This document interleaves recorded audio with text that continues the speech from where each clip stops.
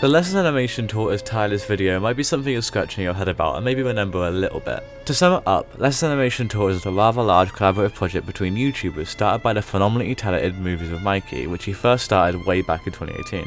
And I think that fact might raise even more questions as to why I'm doing a video on this topic. A lot of other collaborative projects have come up more recently. I mean, as of writing this video, one villainous scene headed by Nando v Movies started, and hell, Nando v Movies one marvelous scene way back when Avengers Endgame first came out was unironically one of the things that we want to start making the content I make now. But what made the Lesson Animation Taught Us series so much more special to me was how personal it was. My favourite videos in this playlist are ones that are just as much about the person making the video as the piece they're making the video about.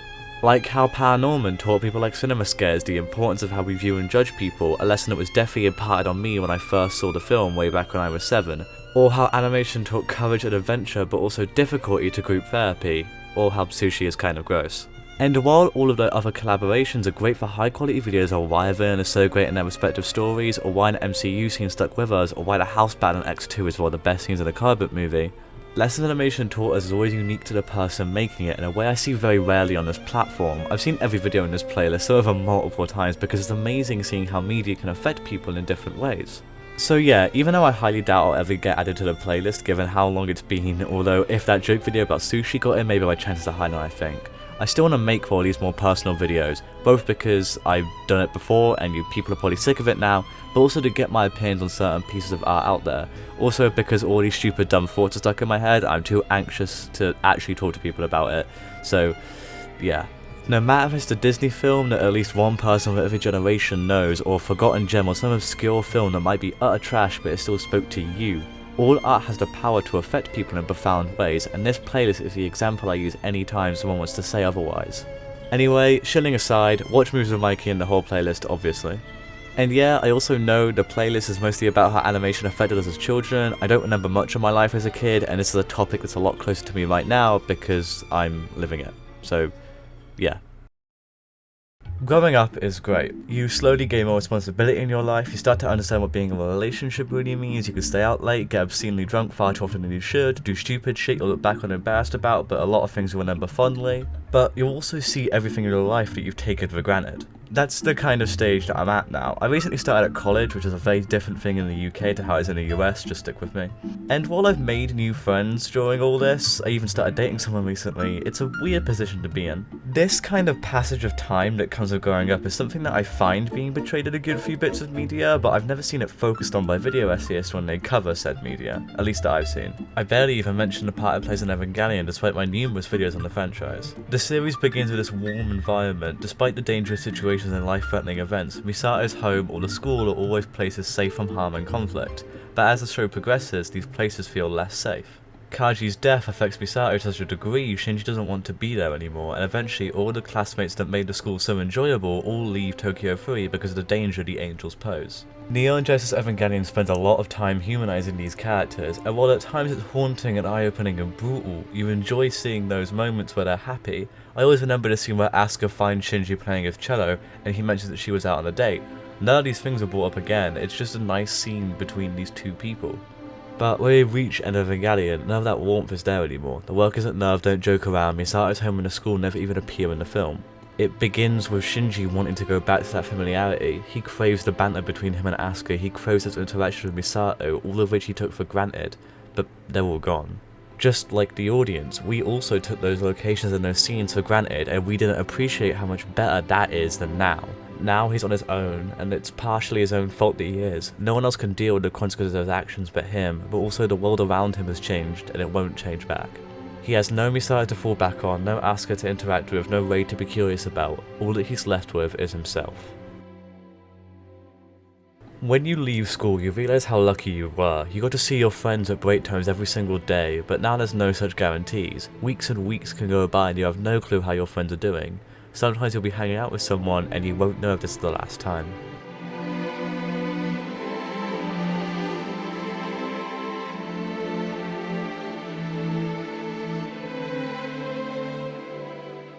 Ocean Waves, whether intentionally or not, does this really well. While the film does have its problems, I find the reunion scene to be really cathartic. I think one of the biggest reasons I enjoy it is because it's kind of wish fulfillment for me. In the UK we don't have school reunions. I'll never get this. I won't get to see where a lot of people I cared and still care about are in 2 years, and that kind of terrifies me. This scene at the pier between Taku and Yutaka stuck with me since I first saw the film, however long ago, although I can never really explain why until recently. Their past squabbles really don't matter here, they just have each other's company. Even though they ended on really bad terms, they move past it because this is going to be one of the last times they see each other. Yes, the next scene is the reunion, but watching this there's a sense of finality to it. It reminds you of those scenes where they would just hang out and talk about whatever. You took those scenes for granted, and now you're here at the end, the last of those scenes, and it feels like it. We took those things for granted because we didn't know of anything different. I didn't know the stress of having a job, the scheduling conflicts of trying to organise hangouts with friends. I couldn't understand a life without that consistency of a lunchtime break until it was impossible to have it back. This is arguably one of the primary themes of the 2003 Fullmetal Alchemist show, where you might not realise it until long after you finished it. Ed never formally said goodbye to anyone at the end of the show. He jokingly parted ways with Mustang, but Rinri, Pinocchio, the fake Elric brothers, Izumi, and I'll never know or understand why he had to go and where he is now. I mentioned in my beginner's guide video a friend called Poppy, why I never got the chance to say goodbye to her, and now I have no way to contact her and I have no clue where she is. All we can do is hope that those we once knew are doing well, and talk about them in that past tense. Talk about the friends you recently lost to time in the same manner your parents talk about the friends they lost to time.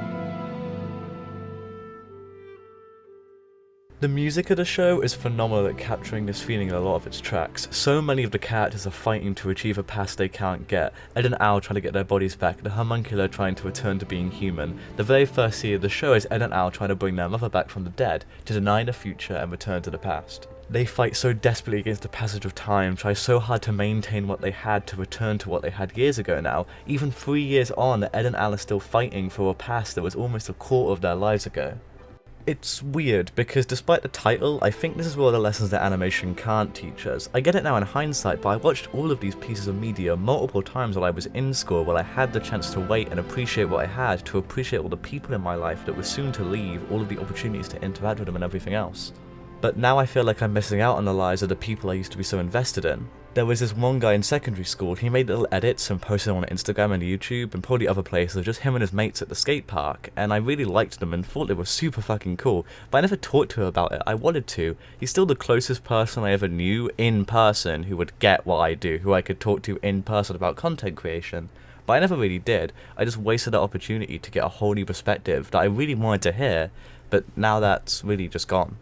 There won't be that reunion for me to use as an excuse for that second chance. But if there's one thing I did learn from these pieces of media, is that you do have to move on and learn to appreciate what you have now. Watching the Evangelion rebuilds was strange. Just like in the original series, we see everything be snatched away from Shinji and by extension us. At Evangelion 3.33, we see Shinji thrust into an unfamiliar world where everyone around him has changed. But by the time we reach the fourth film, we spend a large chunk of the start seeing this next step, appreciation for these little things. It's one of my favourite openings to any movie in recent memory for me. I love watching it because it's almost painfully literal in the message. The film spends the time to show the characters gaining fulfillment from these little things that very soon they won't be able to do again. The beautifully crafted and designed environments make the location feel alive, and as you watch the characters enjoy their time here, we're shown all the little moments. We don't take them for granted the same way the characters did before. When watching the film, you never miss the settlement of survivors the same way you miss Tokyo 3, because you got to see and appreciate so much of it. You never see a character reminisce on this place or mention it as highly. Shinji accepts that the past is the past and all you can do is move forward and try to make the same mistakes again. He actually uses the opportunity that he's got to take the time to enjoy this place that he's in. And it's the same for me, at least I hope. I'm trying to appreciate and love every second I hang out with people, watch anime on Discord with a friend, hang out with my girlfriend. I appreciate them all, not just because of their scarcity, but also because I've learned to. So even though I didn't learn a lesson when I should have, I did learn it eventually. God, that is so fucking cheesy, I really should cut